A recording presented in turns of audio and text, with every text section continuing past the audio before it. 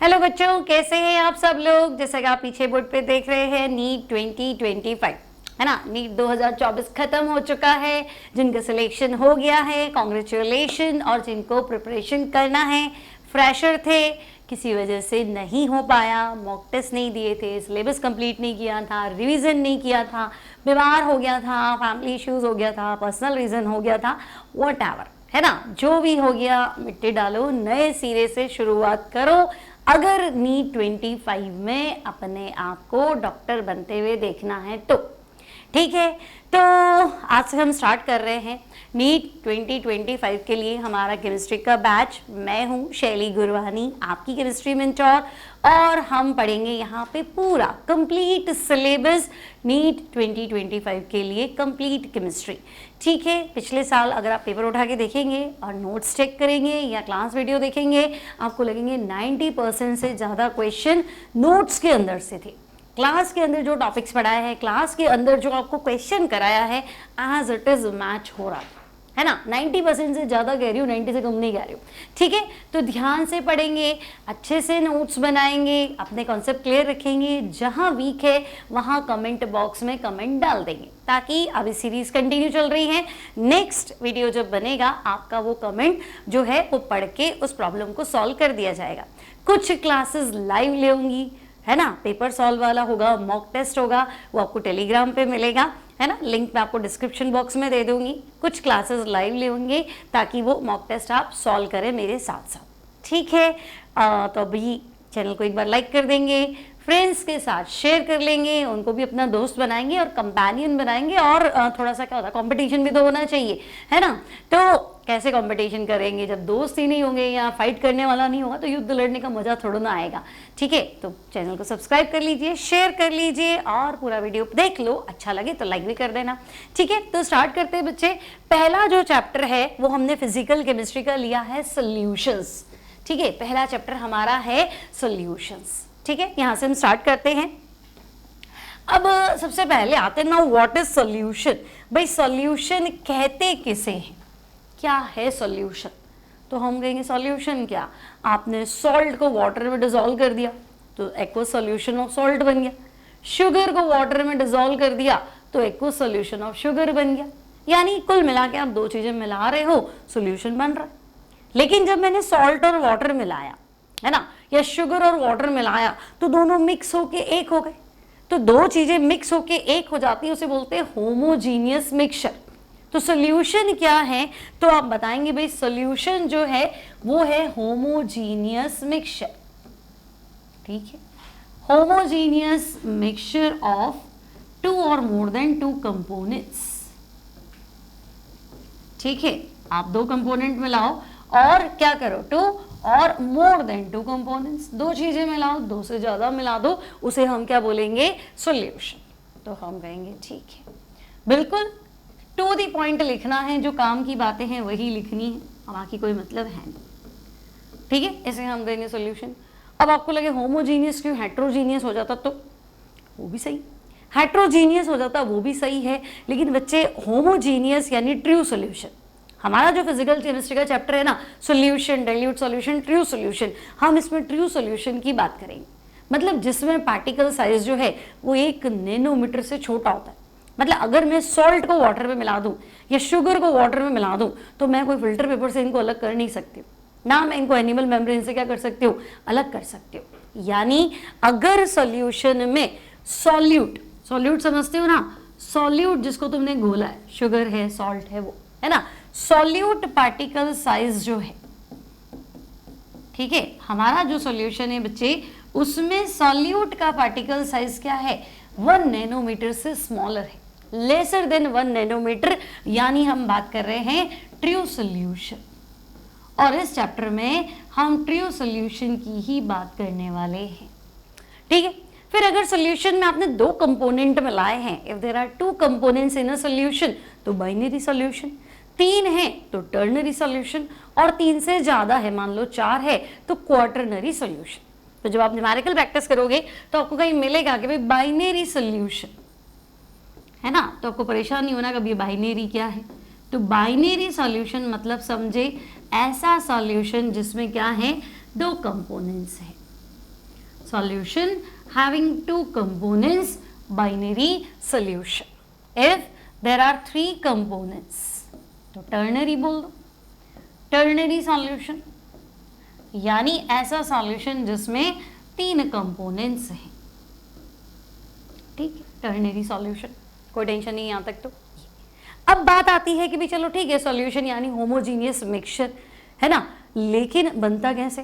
तो हम कहेंगे सॉल्ट मिलाएं, शुगर मिलाएं, कोई आयनिक कंपाउंड मिलाएं, KCl मिलाओ, अमोनियम क्लोराइड मिलाओ, यानी एक चीज जिसको तुम डिसॉल्व कर रहे हो, जिसको तुम घोल रहे हो, है ना। मतलब सॉल्यूशन में एक कंपोनेंट सॉल्यूट है और एक कंपोनेंट सॉल्वेंट है। हमारा चैप्टर में बाइनरी सॉल्यूशन है, तो हम 2 कंपोनेंट वाले की ही बात करेंगे। तो ऐसा सॉल्यूशन जिसमें क्या है, तो मैं कहूंगी भाई ऐसा सॉल्यूशन जिसमें 2 ही कंपोनेंट है, if there are 2 components in a solution then it is binary solution. तो भाई जनरली सॉल्यूशन में क्या होता है, तो हम कहेंगे एक तो सॉल्यूट है और दूसरा क्या है, तो हम कहेंगे सॉल्वेंट है, और दोनों मिलके क्या बना लेते हैं, solution. Clear? One is solute, another is solvent, और मिक्सचर को क्या कह रहे हैं, सॉल्यूशन।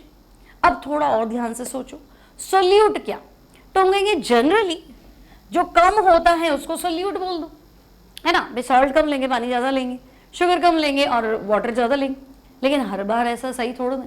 मान लो शुगर सिरप बनाना है, तो सिरप बनाना है तो शुगर काफी सारा लेना पड़ता है ना, बिल्कुल कंसंट्रेटेड बनाना है, विस्कस सॉल्यूशन बनाना है, तो हम कहेंगे तब तो सॉल्यूट ज्यादा लेना पड़ता है ना। तो कम ज्यादा से नहीं बैठेगा।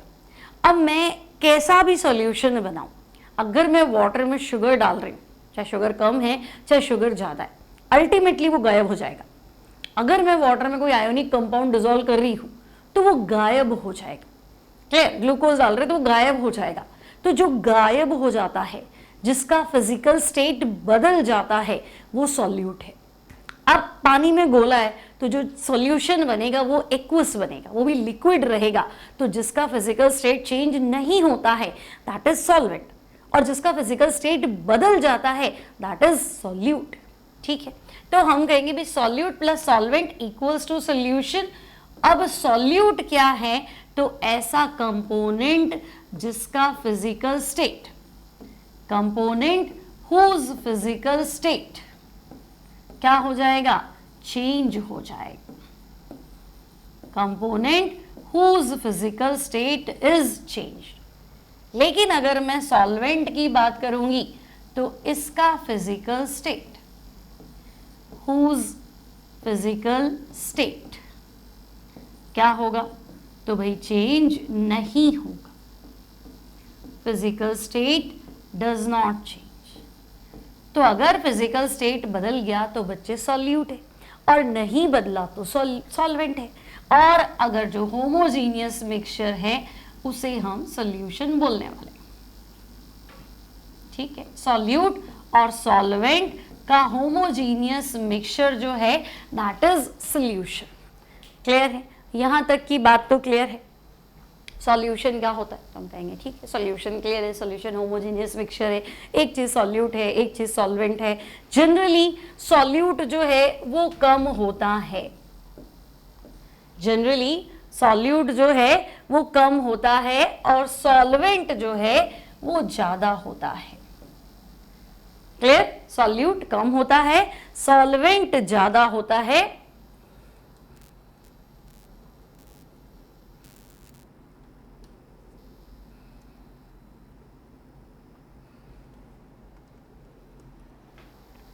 क्लियर? और इस होमोजीनियस मिक्सचर को हम क्या कहते हैं, सॉल्यूशन। यहां तक की कहानी क्लियर है?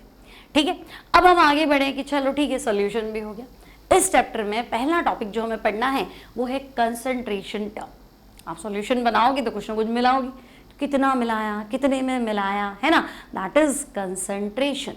तो हम कंसंट्रेशन टर्म की बात करेंगे। ठीक है, तो कंसंट्रेशन टर्म्स कितने टाइप की हैं भाई, देखो हम कंसंट्रेशन मतलब समझे ना, amount of solute present in solution.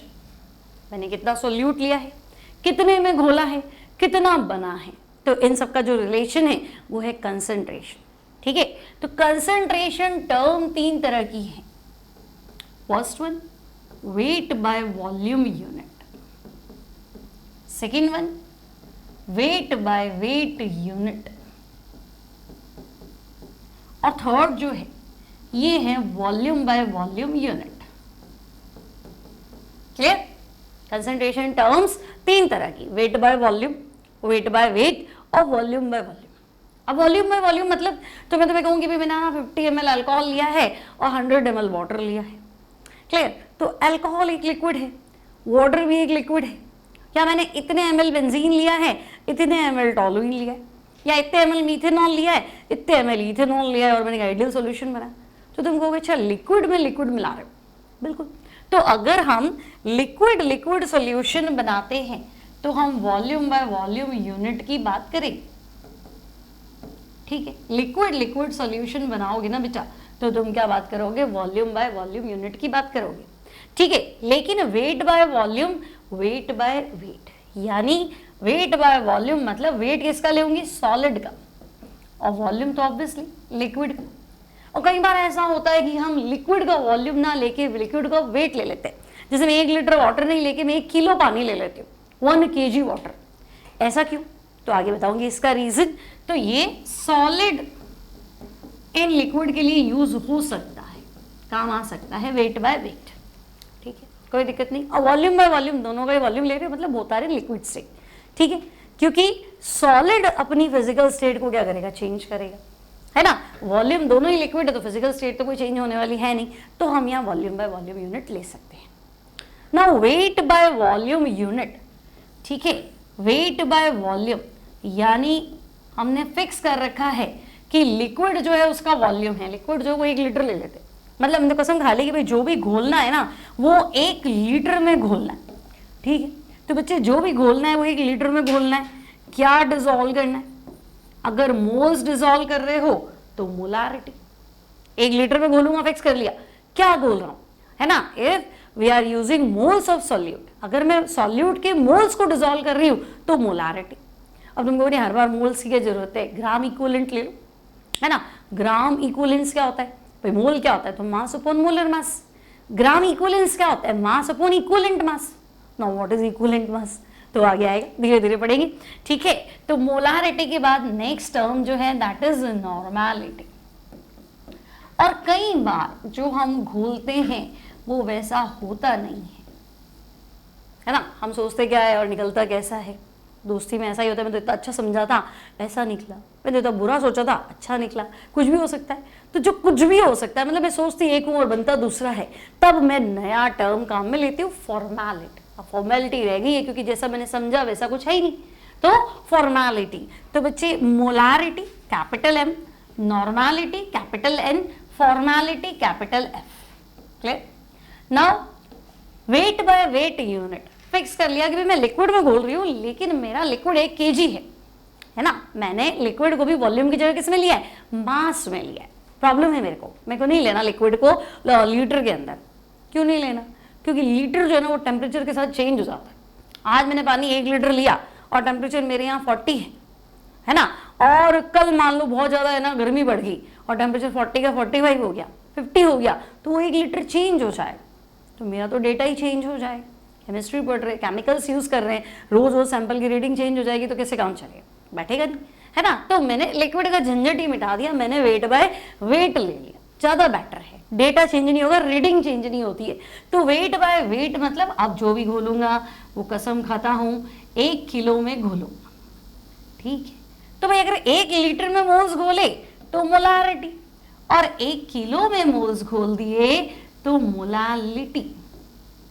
ठीक है, 1 किलो में मोल्स को डिसॉल्व किया तो मोलालिटी। ओके, फिर तो हम कहेंगे और भी कुछ हो सकता था। मोलालिटी तो ठीक है, इसके अलावा क्या कर सकते थे, तो हम वेट बाय वेट परसेंट भी तो निकाल सकते थे, mass percent, W by W percent. ठीक है, और थर्ड तो मैं कहूंगी मोल फ्रैक्शन। क्या भाई मोल फ्रैक्शन बढ़ा क्या? मोल फ्रैक्शन क्या होता है, तो हम कहेंगे एक कंपोनेंट के मोल अपॉन सारे कंपोनेंट के मोल, है ना। एक के मोल अपॉन सबके मोल, मोल फ्रैक्शन। तो भाई मोल भी एक तरह से मास ही तो है और टोटल मास ही तो है ना। एक के मोल अपॉन टोटल मोल, तो ऊपर भी मास आ रहा है नीचे भी मास आ रहा है, मतलब W बाय W। क्लियर है? ठीक है, तो सॉल्यूशन तो बन गया, हमने शुगर था, सॉल्ट था, उसको हमने किसी पर्टिकुलर सॉल्वेंट में डिसॉल्व कर दिया। अब आप कह रहे हो कि वो सॉल्वेंट जो है वो मैं 1 लीटर लूंगा। अब एक गलतफहमी थोड़ी और दूर कर लेना कि मान लो मैंने 1 लीटर वाटर लिया है, क्लियर, या मान लो कि मैंने 1 ग्लास जो है वो पानी लिया है और उसमें मैं शुगर डिसॉल्व कर रही हूँ, है ना। अब उस ग्लास में क्या करो, तुम मार्क कर दो कि भाई ठीक है ये आपने ग्लास है और यहाँ वाटर है और ये मार्क कर दो भाई ठीक है, ये यहाँ पे मैंने फिक्स कर दिया ये मार्किंग। अब इसमें 1 चम्मच शक्कर मिलाओ, 2 चम्मच शक्कर मिलाओ, क्या मार्किंग ऊपर नीचे होगी कि यही रहेगी?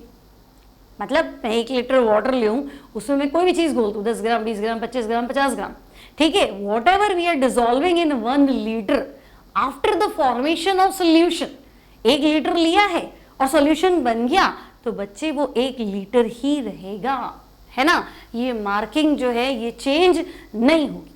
तो अगर मैं तुम्हें कहूँ 1 लीटर वाटर और अगर मैं कहूँ 1 लीटर सोल्यूशन, तो बात एक ही है, वॉल्यूम चेंज नहीं होगा, वेट चेंज होगा, वॉल्यूम एज इट इज रहेगा। 1 किलो पानी लेऊंगी, कुछ मिलाऊंगी तो वजन तो बदल जाएगा। 1 किलो में कुछ भी मिलाया, 100 ग्राम, 10 ग्राम, 20 ग्राम, चाहे 0.1 ग्राम, वेट चेंज होगा, but volume will remain same. ये चीज ध्यान रखनी है, यहाँ थोड़ा बच्चों को कंफ्यूजन होता है, क्लियर, कोई डाउट नहीं। अब इनको हम डिटेल में स्टडी करते हैं। नाउ फर्स्ट अगर मैं आपसे कहूं कि भाई आपने कहा था वेट बाय वॉल्यूम, तो इसी को परसेंटेज में बात कर लो, वेट बाय वॉल्यूम परसेंट की बात कर लेते। तो बेटा W बाय V, है ना, तो वेट ऊपर रखना है, वॉल्यूम नीचे रखना है, परसेंट मतलब 100 से मल्टीप्लाई करना है। अब वेट जिसको मैंने डिसॉल्व किया है मतलब सोल्यूट, वॉल्यूम ओवरऑल सोल्यूशन बनेगा ना, तो ओवरऑल क्या है सोल्यूशन, परसेंटेज तो पूरे में निकलता है, ठीक है। So what will be wait by volume percent, तो तुम कहोगे वेट ऑफ सोल्यूट, या फिर आप बोलिए मास ऑफ सोल्यूट, ठीक है। अपॉन डिनोमिनेटर में क्या रखना है, वॉल्यूम है ना, तो हम कहेंगे volume of solution, mass of solute upon volume of solution into, तो भाई इनटू 100। इसमें क्या सोचो, वेट बाय वॉल्यूम परसेंट, है ना, वेट ऊपर आना चाहिए, वॉल्यूम नीचे आना चाहिए, इनटू 100, क्लियर है, कोई डाउट नहीं है, है ना। अब अगर मैं कहूँ नहीं वॉल्यूम बाय वॉल्यूम परसेंट बता दो फिर तो बच्चे ऊपर भी वॉल्यूम नीचे भी वॉल्यूम। अब इसमें मैं कैसे बताऊं सॉल्यूट क्या है और सॉल्वेंट क्या है। मान लो मैंने तुम्हें कहा 30 ml इथेनॉल डिसॉल्व्ड इन 50 ml मीथेनॉल, तो अब सोल्यूट नहीं बता सकती क्योंकि किसी का फिजिकल स्टेट चेंज नहीं होने वाला, एक लिक्विड में दूसरा लिक्विड में लाया, फिजिकल स्टेट कहाँ चेंज हो रहा है, आगे बात समझे। तो यहाँ सोल्यूट वॉल्यूट का डंडा नहीं है, तो आप लिखो जिसका पूछा है percentage volume of given component, जिसके बारे में बात चल रही है ना, जिसके बारे में पूछा, मीथेनॉल का परसेंट बताओ, तो मीथेनॉल का वॉल्यूम ऊपर रख देना, है ना, और टोटल वॉल्यूम से डिवाइड कर दो, total volume of solution into क्या, इनटू 100। परसेंटेज की बात कर रहे हो ना, परसेंट क्या 100 में हिस्सा, तो वॉल्यूम बाय वॉल्यूम परसेंट, ठीक है। तो फिर ऐसे तो आपका वेट बाय वॉल्यूम भी हो सकता था, वेट बाय वॉल्यूम परसेंट, तो ऊपर वेट रख दो नीचे वॉल्यूम रख दो, परसेंट 100 से मल्टीप्लाई कर लो। अब वेट किसका, यहाँ तो सोल्यूट है क्योंकि वजन है, मतलब सॉलिड चीज थी उसको मैंने डिसॉल्व किया, दोनों यूनिट्स किसके लिए थी, सॉलिड एंड लिक्विड में। तो अगर मैं सॉलिड मिलाऊंगी और वो सोल्यूशन बना रहा है, और हमने तो पहले ही कहा था होमोजीनियस सोल्यूशन, पूरे चैप्टर में होमोजीनियस सोल्यूशन की ही बात रहेगी, तो हम कहेंगे कि भाई वो तो गायब हो जाएगा, गायब हो जाएगा, इसका मतलब वो सोल्यूट है, पता तो कर सकते, ठीक है। तो यहाँ सोल्यूट का वेट रखो, वेट ऑफ सोल्यूट या मास of solute, mass of solute upon, तो यहाँ सॉरी वॉल्यूम है ना, W बाई W, तो कैपिटल W मतलब टोटल, तो टोटल भी वेट ही लेना है। 10 ग्राम ग्लूकोज को 90 ग्राम वाटर में डिसॉल्व किया, तो 10 gram glucose 90 gram water, total 100 ग्राम हो गया, तो टोटल वेट ऑफ सोल्यूशन, ठीक है। तो मास of solute upon mass of solution into 100, ठीक है। अब केमिस्ट्री में मास वेट सब एक ही है भाई, यहाँ कोई ग्रेविटेशनल फोर्स नहीं लगाना है, मास लिखो वेट लिखो एक ही बात है, ठीक है। यहाँ तक की बात क्लियर है। W/V तो ऊपर वेट आना चाहिए, नीचे वॉल्यूम आना चाहिए, परसेंट 100 से मल्टीप्लाई, ठीक है। वेट सॉल्यूट का, वॉल्यूम सोल्यूशन का। V/V तो भाई दोनों ही लिक्विड है, फिजिकल स्टेट चेंज होती नहीं है, तो हम सॉल्यूट और सॉल्वेंट में कंफ्यूज्ड है, तो हम एक कंपोनेंट अपॉन टोटल लिख लेते हैं, ठीक है। और W/W तो भाई ऊपर भी आपको सॉल्यूट का वेट रखना है और नीचे भी आपको सोल्यूशन का मास रखना है। टोटल क्या हुआ, सोल्यूशन, परसेंट मतलब 100 से मल्टीप्लाई कर लो। इतनी बात क्लियर है, ठीक है। अब हम क्वेश्चन देखते हैं कैसा क्वेश्चन बनता है परसेंट वेट बाय वॉल्यूम पे। देखो पहला क्वेश्चन तुम्हारे पास है 50 gram glucose present in 550 gram solution. Glucose का वेट तो 50 ग्राम है और टोटल सॉल्यूशन आपका 550 है, तो मैं क्या लिख दूं, सॉल्यूट, भाई ग्लूकोज को घोलने वाले, तो सॉल्यूट मास कितना है बोलो, सॉल्यूट मास कितना है, तो हम कहेंगे ग्लूकोज 50 ग्राम था, है ना। पूरा कितना है, सॉल्यूशन मास पूरा कितना है, तो हम कहेंगे देखो सॉल्यूशन मास पूरा कितना है 550 ग्राम्स, ओके, पूरा है 550 ग्राम्स। नाउ डेंसिटी भी दे रखी है ना, डेंसिटी ऑफ सोल्यूशन कितना दे रखा है डेंसिटी, तो दिस इज 1.1 ग्राम पर ml, ओके 1.1 ग्राम पर ml। फाइंड क्या करना है, वेट बाय वॉल्यूम परसेंटेज मुझे फाइंड करना, ठीक है ना। अब वॉल्यूम मेरे पास कहीं नहीं है, लेकिन मेरे पास डेंसिटी है, मास है, डेंसिटी है, मास है, density equals to mass upon volume. तो डेंसिटी मेरे पास सोल्यूशन की है, मास भी मेरे पास सोल्यूशन का है, तो वॉल्यूम भी आ जाएगा। तो मैं कहूँगी हाँ यार एक चीज तो क्लियर है, density equals to mass upon volume, तो वॉल्यूम हो जाएगा मास अपॉन डेंसिटी। मास कितना है, टोटल मास 550, डेंसिटी कितनी है 1.1, ठीक है, तो 11 5 55, तो वॉल्यूम आ गया 500 ml, ठीक है। डेंसिटी ग्राम पर ml में है, ये ग्राम में है, तो वॉल्यूम आ गया ml, ठीक है। नाउ W/V परसेंट, तो अभी तो सिखाया था तुम्हें, W/V परसेंट है ना, क्या करना था, W सॉल्यूट मास आपको ऊपर रखना है, तो भाई सॉल्यूट कितना है, ग्लूकोज कितना है 50 ग्राम, 50 डिवाइड बाय वॉल्यूम, वॉल्यूम कितना है देखो 500, तो 500 परसेंट मल्टीप्लाई विद 100, ये लो, बोलो क्या आंसर आया, तो हम कहेंगे 10% आंसर आ रहा है। तो weight by volume percent equals to 10%, बोलो सिंपल है, क्या ही करना था, कुछ भी नहीं करना था, बस थोड़ा आइडिया होना चाहिए, what is solute, what is solvent, what is solution, काम तो बन ही जाएगा, क्लियर। तो पहला पॉइंट सोल्यूशन क्या है, होमोजीनियस मिक्सचर ऑफ 2 और मोर देन 2 कंपोनेंट, 2 कंपोनेंट है बाइनरी सॉल्यूशन, 3 कंपोनेंट है टर्नरी सॉल्यूशन, 4 कंपोनेंट्स है क्वाटरनरी सॉल्यूशन। फिर वो कंपोनेंट जो जाते ही गायब हो जाता है, फिजिकल स्टेट चेंज हो जाती है, सॉल्यूट, फिजिकल स्टेट चेंज नहीं होती है, सॉल्वेंट। जनरली कम वाला सॉल्यूट होता है, ज्यादा वाला सॉल्वेंट होता है। ट्रू सॉल्यूशन पढ़ रहे चैप्टर में, पार्टिकल साइज 1 नैनोमीटर से कम होगा। होमोजीनियस मिक्सचर ही ट्रू सॉल्यूशन होता है, अगर हेट्रोजीनियस बनता है तो वो कोलॉइडल सॉल्यूशन होता है, उसको सरफेस केमिस्ट्री में डिस्कस करेंगे, ठीक है। फिर कितने सॉल्यूट को कितने सॉल्वेंट में डिसॉल्व किया, कितना सॉल्यूशन बना, इन सब का हिसाब किताब उसे कंसंट्रेशन टर्म कहते हैं।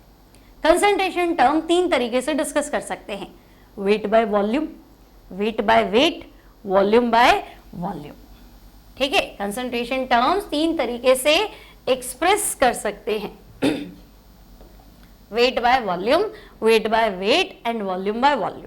वॉल्यूम बाय वॉल्यूम इसलिए लिया क्योंकि solute and solvent both are in liquid state, लेकिन वेट बाय वॉल्यूम सॉलिड को लिक्विड में डिसॉल्व किया और लिक्विड का वॉल्यूम लिया, और वेट बाय वेट तो उस वेट को वेट में, सॉलिड को डिसॉल्व तो लिक्विड में किया है लेकिन इस बार उसका वॉल्यूम नहीं लिया, वेट लिया। क्यों किया ऐसा, क्यों पानी को 1 किलो लेना है, पानी तो लिक्विड है, वॉल्यूम ले, तो हम कहेंगे नहीं, वॉल्यूम टेम्परेचर के साथ चेंज हो जाता है, हमारे एक्सपेरिमेंट्स में रीडिंग्स जो है वो हर दिन में टेम्परेचर चेंज हो जाती है, हर बार सेम कांस्टेंट टेम्परेचर मेंटेन करना पॉसिबल नहीं है, इसलिए रीडिंग्स चेंज हो रही थी। दैट्स व्हाई एक और यूनिट है वेट बाय वेट, उल्टा ये ज़्यादा बेटर है। ठीक है, नाउ वेट बाय वॉल्यूम में हमारे पास 3 तरीके हैं, मोलैरिटी, नॉर्मेलिटी, फॉर्मेलिटी, यानी ये तीनों ही बताएंगे कि आपको 1 लीटर में कुछ भी डिसॉल्व करना है। वेट बाय वेट में भी मेरे पास 3 टर्म्स है, मोलालिटी, मास परसेंट और मोल फ्रैक्शन।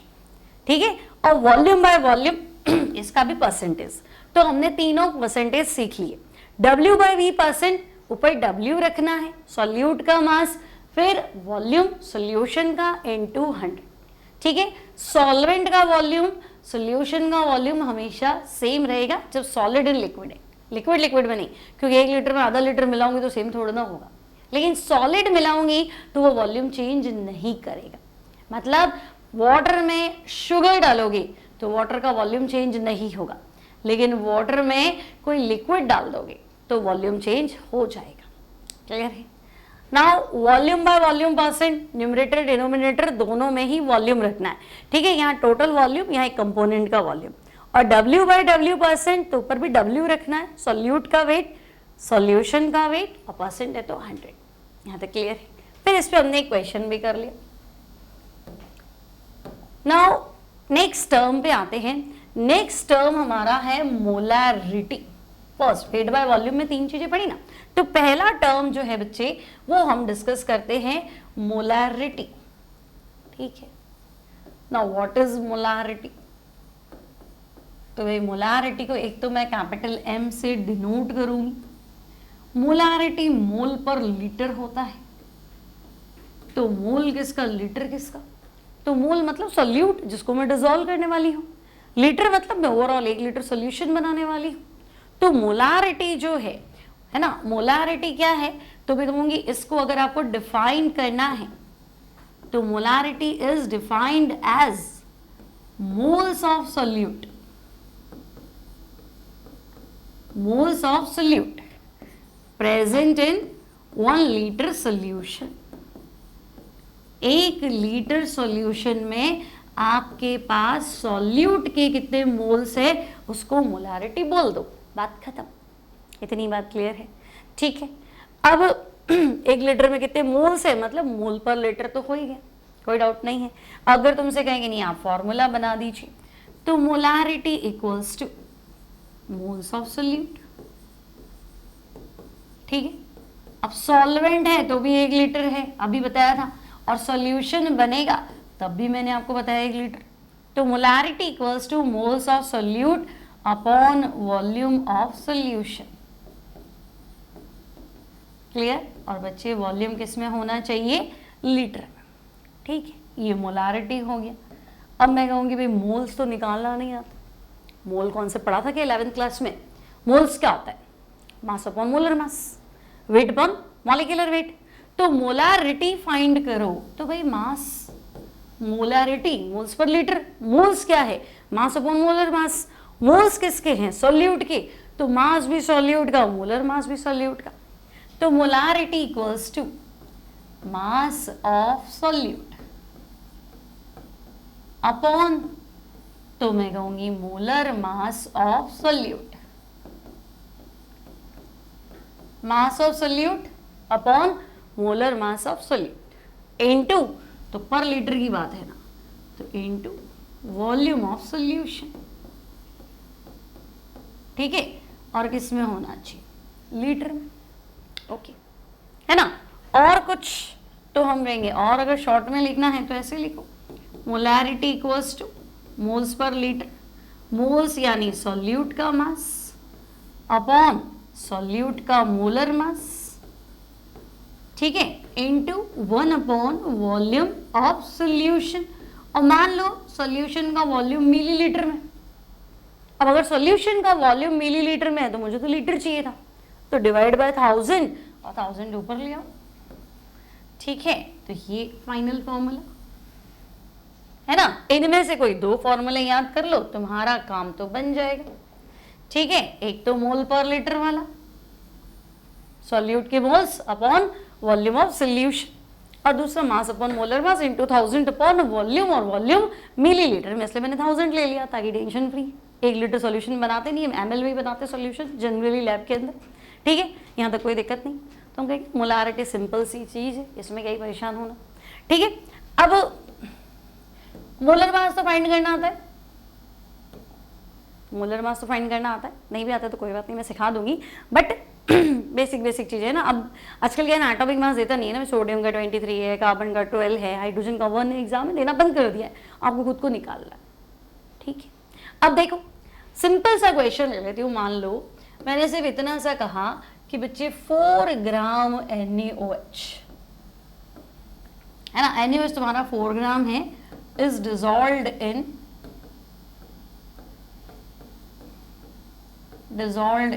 100 ml सोल्यूशन, ठीक है। NaOH तुम्हारे पास 4 ग्राम है और तुमने उसको 100 ml सॉल्यूशन में क्या कर दिया, डिसॉल्व कर दिया। और ऐसा कर लो कि भाई तुम मोलारिटी फाइंड कर लो, कैलकुलेट मोलारिटी, फाइंड करो मोलारिटी क्या, ठीक है। NaOH दे दिया मैंने तुम्हें, वॉल्यूम मैंने दे दी, ओके। तो तुम कहोगे कि भाई NaOH 4 ग्राम है, सोल्यूट मास ले लो, सोल्यूट मास, क्योंकि देखो NaOH को पानी में डालोगे, NaOH caustic soda, NaOH caustic soda पानी में डालोगे तो गायब हो जाएगा, तो सोल्यूट हुआ ना, है ना। अभी से मुझे कैसे पता चलेगा NaOH सोल्यूट है, भाई मैं तुम्हें शुगर दे रही हूँ, जाओ घोलो, तो शुगर गायब होनी है, NaOH सोडा है, पानी में डालो गायब हो जाएगा, है ना। तो सोल्यूट मास यानी NaOH का मास कितना, 4 grams, okay. Molar mass of solute,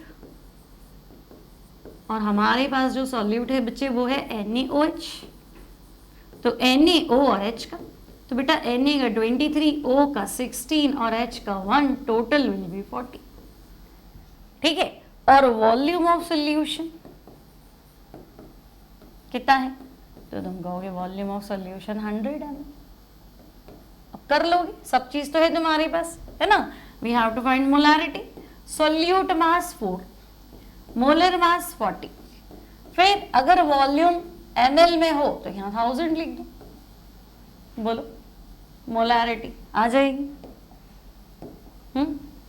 3 और ये 3 गया, मोलारिटी 1 यूनिट में दूँ 1 m लिख दो, सिंपल सा टर्म, क्लियर, कोई दिक्कत नहीं। तो मोलारिटी एक सिंपल तरीके से आप फाइंड कर सकते हैं, बहुत बड़ी बात नहीं है, ठीक है। अब मैं कहूँगी चलो तुमने मोलारिटी भी फाइंड कर लिया, सिंपल है, तुम्हें कुछ ना कुछ दे देगा, इतनी चीज को इतने में डिसॉल्व किया है, तुम सबसे पहले मोल्स निकालना और मोल पर लीटर कर देना, आंसर आ जाएगा, ठीक है। अब मान लो कि तुम्हें मैंने ऐसा दिया ही नहीं कि इतने ग्राम को डिसॉल्व किया, मैंने तो कहा कि ग्लूकोज सॉल्यूशन है वो 10% है, तो तुम वो 10% ग्लूकोज सॉल्यूशन मतलब W/W%। तो अगर मैं तुम्हें मास परसेंट दे दूं, ठीक है, इफ मास परसेंट मतलब समझे W/W इज गिवन, है ना, और डेंसिटी भी दे दी, डेंसिटी ऑफ सॉल्यूशन भी दे दी, density of solution is also given. अब क्या करोगे, देन मोलारिटी।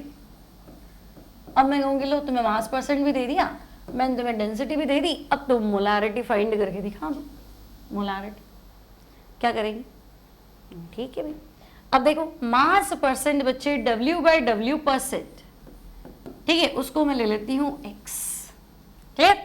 अब परसेंट मतलब 100 हुआ ना,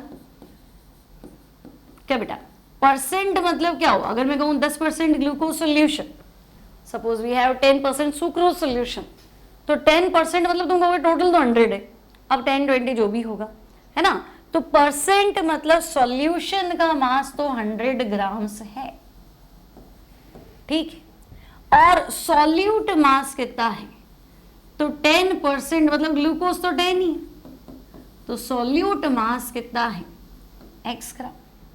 now density equals to mass upon volume, बात तो सही है, डेंसिटी सॉल्यूशन की, तो मास भी किसका, सॉल्यूशन का, और वॉल्यूम सॉल्यूशन का फाइंड कर लो, तो हम कहेंगे ठीक है। तो वॉल्यूम ऑफ सॉल्यूशन, तो तुम कहोगे मास अपॉन डेंसिटी, तो भाई मास तो 100 है ना, 100/d। बस अब तुम्हारा काम बन जाएगा। कैसे बनेगा? तो मेरे पास मोलारिटी का फॉर्मूला क्या है? Solute mass, mass of solute x ग्राम, ठीक है, upon solute molar mass, molar mass of solute into 1000 upon volume. Volume में क्या रखूं? 100/d, तो 100 तो यहां आ गया, d ऊपर चला गया, ठीक है। अब सीधा सीधा फॉर्मूला याद रख लो, बनाओगे तब भी वही आएगा। तो आपको एनसीईआरटी में फॉर्मूला दिया, molarity equals to x into D into 10, ठीक है। If mass percent and density is given then molarity equals to x into D into 10 divided by molar mass, mm मतलब मोलर मास ऑफ सॉल्यूट। ठीक है भाई, tension ही खत्म, ठीक है। Molarity equals to x into D into 10 upon molar mass of solute. Clear है? कोई टेंशन नहीं। तो दो फॉर्मूले हो गए, छोटे छोटे फॉर्मूले बनाते जाओ, है ना। पहले मोलारिटी फाइंड करनी, मोल पर लीटर, मोल सॉल्यूट के, लीटर सॉल्यूशन का वॉल्यूम। और थोड़ा इलैबोरेट करके बताओ तो मोल मतलब मास अपॉन मोलर मास रख दो भाई, बाकी वॉल्यूम तो है जो है। मास परसेंट दिया हो, डेंसिटी दी हो तो मोलारिटी, ये काम आएगा, शॉर्टकट फॉर्मूला है। नहीं तो इस मेथड से पूरा सॉल्व करोगे ना तो थोड़ा लंबा हो जाएगा, ठीक है। नीट की तैयारी करो तो 1 मिनट से पहले क्वेश्चन को सॉल्व करना है, तब तो मजा है। और 1 मिनट से ज़्यादा टाइम लगाया तो वो सजा है। तो अब तुम सोच लो, तो डायरेक्ट कुछ कुछ फॉर्मूले बन जाएंगे, डायरेक्ट आंसर आएगा, कहाँ टेंशन है। तो molarity equals to x into D into 10 divided by molar mass of solute. सही पॉइंट ले। अब हुआ क्या, तो मैंने तुम्हें कहा कि है ना ऐसा करते हैं कि भाई लैब में 2-4 सॉल्यूशन पड़े हैं और सेशन एंड हो गया, तो हम क्या करते, सॉल्यूशंस को मिक्स कर देते। भाई मेरे पास एक H2SO4 पड़ा है, m/10 पड़ा है ना, ये m/20 वाला पड़ा है, वो 10 ml पड़ा है, ये 20 ml पड़ा है, m/40 का भी पड़ा है, वो 50 ml पड़ा है। अब इतना छोटा छोटा वॉल्यूम काम भी नहीं आएगा और केमिकल से फेंक भी नहीं सकते, तो हम क्या करते हैं, मिक्स करके और नई मोलारिटी बना लेते हैं। इतना सॉल्यूशन है और इसकी मोलारिटी इतनी है, बाद में इसको हम देख लेंगे बिफोर आफ्टर करके, ठीक है। तो अगर आपसे कहा जाए कि भाई मोलारिटी ऑफ मिक्सिंग बताइए, क्या बच्चे, मोलारिटी ऑफ मिक्सिंग, है ना, लैब में बचे कुछ सॉल्यूशन हैं और मिक्स करके बताओ। तो मोलारिटी ऑफ मिक्सिंग का सीधा फॉर्मूला याद रखेंगे, m1v1 प्लस m2v2। दो ही ले रही हूँ कंपोनेंट, है ना, कोर्स में बाइनरी सॉल्यूशन है, तो m1v1 plus m2v2 equals to m resultant v1 plus v2। अब आपको लग रहा है कि है ना आप मोलारिटी इनटू वॉल्यूम कर रहे हो, मोलारिटी में मोलारिटी क्यों नहीं जोड़ते हो, ऐसा सवाल करना भी नहीं। मोलारिटी में मोलारिटी नहीं जोड़ेगी, molarity is non additive property, ध्यान रखना। ऐसा नहीं एक मोलारिटी में 2 मोलारिटी जोड़ दी, नॉन एडिटिव प्रॉपर्टी, इसको जोड़ नहीं सकते हैं, समझे मेरी बात। यूं नहीं एक सॉल्यूशन 1m है, एक सॉल्यूशन 2m है, नहीं मोलारिटी बताओ, हाँ मैडम 3m, नहीं, मोलारिटी में मोलारिटी नहीं जुड़ती है। क्यों नहीं जुड़ती है, तो भाई ये 1m मतलब 1 मोल पर लीटर और 2m मतलब 2 मोल पर लीटर, और एक एक लीटर को मिलाऊंगी, एक लिक्विड में दूसरा लिक्विड मिलाऊंगी तो लीटर लीटर भी तो ऐड होगा ना। तो नया वॉल्यूम क्या हुआ, 1 लीटर, नया वॉल्यूम 2 लीटर हुआ, कि वॉल्यूम ही चेंज नहीं हुआ, वॉल्यूम चेंज होगा ना, एक लिक्विड में दूसरा लिक्विड मिलाएंगे तो दिस अपॉन दिस है ना, ये दोनों एक दूसरे पर डिपेंड कर रहे हैं, मोल पर लीटर, लीटर बदला मोल बदल जाएगा। तो मोलारिटी में मोलारिटी कभी भी ऐड नहीं होगी, ठीक है। तो फिर ये m इंटू वी क्या लाए, बताते भाई m इंटू वी क्या है। तो देखो मैंने तुम्हें क्या सिखाया, नॉन एडिटिव प्रॉपर्टी है ना, बट मोल्स क्या है, तो मोल्स तो एडिटिव प्रॉपर्टी है। एडिटिव मतलब जिसको जोड़ सकते हैं, क्या बच्चे, एडिटिव मतलब जिसको जोड़ सकते हैं, नॉन एडिटिव मतलब जिसको जोड़ नहीं सकते, है ना, दे कुडंट बी एडिड, ठीक है। और एडिटिव मतलब ऐड हो सकते हैं। तो भाई मेरे पास 1 मोल ये पड़ा है, 2 मोल ये पड़ा है, ओवरऑल 3 मोल है ना, 1 मोल सॉल्यूशन 1 पड़ा है, 2 मोल सॉल्यूशन 2 पड़ा है, मिक्स कर दो, दोनों सेम ही, तो 1 मोल और 2 मोल 3 मोल। लेकिन 1 मोलारिटी प्लस 2 मोलारिटी 3 मोलारिटी नहीं होगा, कॉन्सेप्ट क्लियर। तो मोल जोड़ सकते हैं, ठीक है। तो यहाँ मोल ही तो जोड़ रहे हैं, देखो मोलारिटी इक्वल्स टू क्या है, मोल्स अपॉन वॉल्यूम, बस शर्त है वॉल्यूम लीटर में होना चाहिए। तो बेटा मोल्स क्या आया, तो तुम कहोगे ना मोल्स यही तो आया m इंटू वी, है ना। m इंटू वी क्या, m इंटू वी मोल्स है। तो मोल्स में तो मोल्स ऐड कर सकते ना, तो मैंने एक मोल ले लिया, दूसरा भी मोल ले लिया और रिजल्टेंट मोल भी ले लिया। तो this is molarity of mixing. अगर आपसे कहा जाए कि भाई इसमें ये मिलाया, मोलारिटी बताओ, तो मोलारिटी ऑफ मिक्सिंग। इतनी बात क्लियर है, कोई टेंशन नहीं। अब अगर मैं कहूं कि नहीं है ना, ऐसा करो मोलारिटी ऑफ डाइल्यूशन बताओ। भाई पहले मेरे पास ये सॉल्यूशन था, पहले मेरे पास ये सॉल्यूशन है और मैंने इतना पानी मिला दिया, नहीं मोलारिटी बताओ। तो तुम पानी मिला लोगी तो मोलारिटी चेंज हो जाएगी, ठीक है। तो मोलारिटी ऑफ मिक्सिंग मतलब समझे, बिफोर आफ्टर, पहले क्या था अब क्या हूं। तो पहले कितने मोल्स थे, अब कितने मोल्स हैं, ठीक है। तो m1v1 equals to m2v2, clear है, कोई डाउट नहीं। अब अगर मान लो तुम्हारे पास क्वेश्चन आए, देखो हम नीट पढ़ रहे, जेई मेंस भी निकल जाएगा, ये मत सोचना मैंने नीट लिखा है तो सिर्फ नीट ही बनेगा, जेई मेंस की भी पूरी तैयारी हो जाएगी, काफ़ी क्वेश्चन एडवांस के भी बनने लगेंगे, है ना। ऐसे टेंशन नहीं पालनी हो रही। स्पेशली नीट इसलिए लिखा है क्योंकि नीट एस्पिरेंट्स ज़्यादा रहते हैं और उनको बिल्कुल फोकस स्टडी चाहिए होता है कि हाँ हमें हमारे कोर्स का पढ़ा दो, ज़्यादा नहीं पढ़ना है, बस इतना सिलेबस होता है। बायोलॉजी देखो तो बेचारे थक ही जाते हैं, इतनी लंबी होती है ना। फिजिक्स में थोड़ा हाथ तंग होता है, इसलिए हमने लेट लिखा है कि चलो नीट का बच्चा अपना टू दी पॉइंट स्टडी करेगा। लेकिन ऐसा तो नहीं जेई वालों के काम का नहीं है, जेई वालों के सब चीज़ें आनी है, ठीक है। अब मैं कहने वाली थी कि भाई मोलारिटी ऑफ न्यूट्रलाइजेशन के बारे में बात करो, मोलारिटी ऑफ न्यूट्रलाइजेशन, ठीक है। भाई मान लो तुम कह रहे हो कि मैंने ना HCl में NaOH मिला दिया, तो भाई HCl में NaOH मिला दिया तो इसके कितने मोल्स है, इतने किसके मोल्स है, ये एसिड है, ये बेस है, इनका काम है एक दूसरे को खत्म करना। अब अगर इसके 10 मोल है और इसके 20 मोल है तो फिर ये खुद खत्म हो जाएगा, ये तो बच जाएगा, क्लियर। अब प्रॉब्लम एक ये भी है, HCl एक ही HIN देगा और NaOH एक ही OH देगा, तो न्यूट्रलाइजेशन का गेम बराबर चलेगा। लेकिन मैं कहूँ नहीं ये तो H2SO4 है और ये NaOH है, तो तुम कहोगे भाई एक H2SO4 को खत्म करने के लिए NaOH के तो 2 मोल चाहिए, है ना। तो मुझे एक बैलेंस्ड इक्वेशन चाहिए, मुझे स्टोइकियोमेट्री कोफिशिएंट चाहिए। स्टोइकियोमेट्री मतलब आप ऐसे लिखोगे ना H2SO4 प्लस 2 NaOH, तो वो जो 2 है ना, आगे जो तुमने 2 लिखा है कि एक को खत्म करने के लिए 2 चाहिए, वो 2 जो है ना दैट इज स्टोइकियोमेट्री कोफिशिएंट, है ना, जो आगे लिखा है आपने वो। तो मोलारिटी ऑफ न्यूट्रलाइजेशन में तुम ये फॉर्मूला यूज करो, m1v1 upon n1 equals to m2v2 upon n2, ठीक है। n1 और n2 क्या है, तो तुम कहोगे n1 और n2 स्टोइकियोमेट्री कोफिशिएंट है, क्लियर। n1 और n2 क्या है, स्टोइकियोमेट्रिक कोफिशिएंट,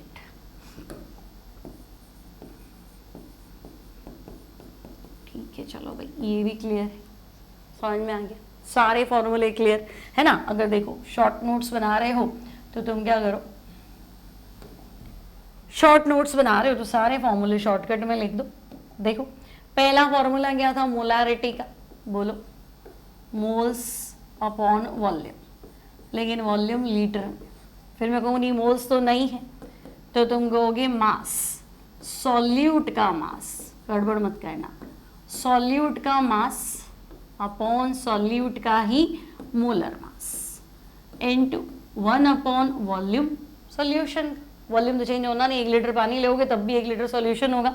बाई चांस ये मिलीलीटर है तो 1000 से डिवाइड कर लो, 1000 ऊपर आ जाएगा। फिर अगर मुझे मास परसेंट और डेंसिटी दी है तो मेरा फॉर्मूला ये है x into D into 10 upon molar mass of solute,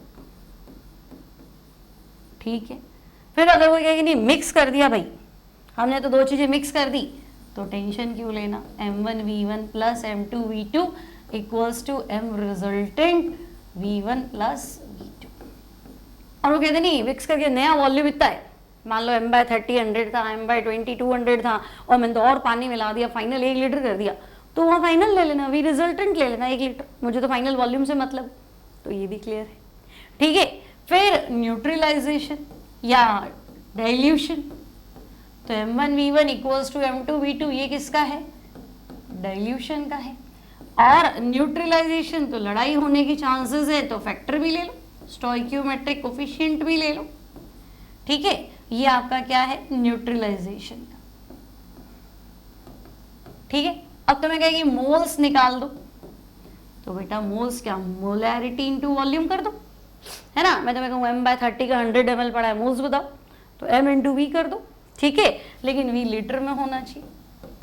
अब मान लो वॉल्यूम तुम्हारा मिली लीटर में है, तो भाई मिली मोल्स निकाल दो, मिली मोल्स निकाल दो। तो मिली मोल्स क्या होगा? मोलैरिटी इनटू वॉल्यूम, लेकिन इस बार वॉल्यूम क्या है? मिली लीटर में है।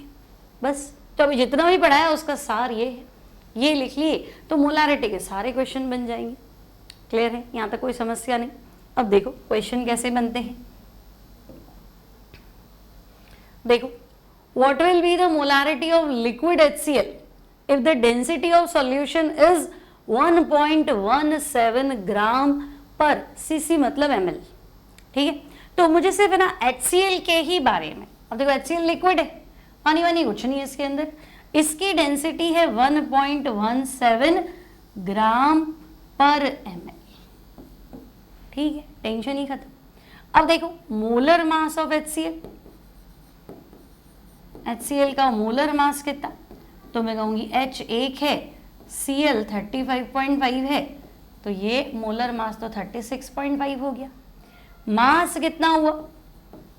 तो मैं कहूँगी मास तो है 1.17 ग्राम, है ना। और इसी वॉल्यूम, तो बेटा वॉल्यूम फिलहाल तो 1 ml ही है, volume 1 ml।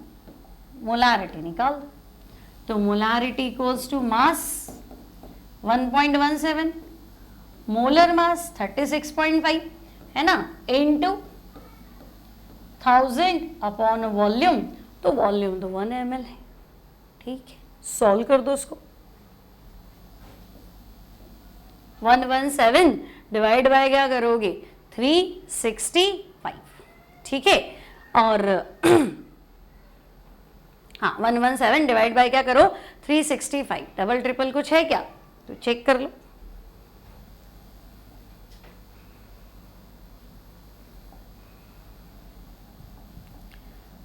One 117 divided by 365। ठीक है, तो ये आ गया तुम्हारा 0.32 आ जाएगा, या 0.0321 के आसपास आ जाएगा। ठीक है, ये ओके।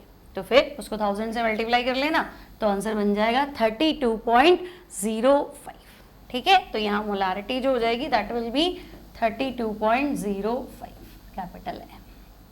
क्लियर है? कोई डाउट नहीं है? यहाँ तक समझ में आ गई बात, है ना। तो ये है सिंपल मोलारिटी के बेस्ड क्वेश्चन। और भी क्वेश्चंस है जिसको हम लेंगे आने वाली क्लास में, सारे मोलारिटी के क्वेश्चंस। ठीक है, इसके साथ साथ एनसीईआरटी के क्वेश्चंस भी सॉल्व करोगे। अगर नीट निकालना है तो पहला काम है एनसीईआरटी का एक एक क्वेश्चन, चाहे वो इन टेक्स्ट हो, एक्सरसाइज हो, सॉल्व्ड एग्जाम्पल हो, वो नहीं करोगे तो रुक जाओगे, और रुकना ही तो नहीं है, आगे बढ़ना है। तो एनसीईआरटी को टू द पॉइंट करेंगे। ठीक है, एक एक क्वेश्चन करेंगे। थियोरी सफिशिएंट है, जो मैं बता रही हूँ फाइनल है। इसके बाद तुम्हें कहीं से कोई नोट्स पढ़ने की जरूरत नहीं, जो मैं पढ़ा रही हूँ उसको पढ़ लो, वो फाइनल। ठीक है, और तुम्हें लगे नहीं मैं पूरा 1 साल दे रहा हूँ, टीचर में बिलीव कैसे करूँ? एक बार पूरा चैप्टर पढ़ लो और पीवाईक्यूज कर लो। अगर पिछले 10-20 सालों के क्वेश्चंस बन जाते हैं, मतलब नोट्स तुम्हारे सफिशिएंट है, टेंशन कहाँ है। ठीक है, या और अगर आप कहीं से टैली करते हो तो जो तुम्हें लगे 19 हाँ ये चीज़ नहीं है तो उसमें ऐड कर देना, बाकी हमारे पास हर चीज़ फाइनल है, कुछ भी ऐसा आएगा नहीं। ठीक है, तो अब यहाँ तक मेरी बात सुन रहे हो, मतलब तुम्हारे को बराबर सब कुछ समझ में आया है। तो एक शेयर बनता है, एक लाइक बनता है, और अगर कोई डाउट हो, कोई नई चीज़ हो तो एक कमेंट कर देना। ठीक है, कमेंट कर देना। आगे मैं उसको आने वाले, अब ये सीरीज कंटिन्यू है ना, तो जो भी डाउट आएगा उसको मैं अगले सीरीज क्या करूँगी, लेक्चर में कंटिन्यू कर लूँगी, है ना। जहाँ भी जहाँ समस्या होगी उसको मैं उसमें ऐड कर दूँगी। ठीक है, लाइक फिर से करेंगे, सब्सक्राइब करेंगे, हर हाल में करेंगे अगर नीट 2025 देना है तो। ठीक है, तो मिलती हूँ next time. Till then take care and bye bye.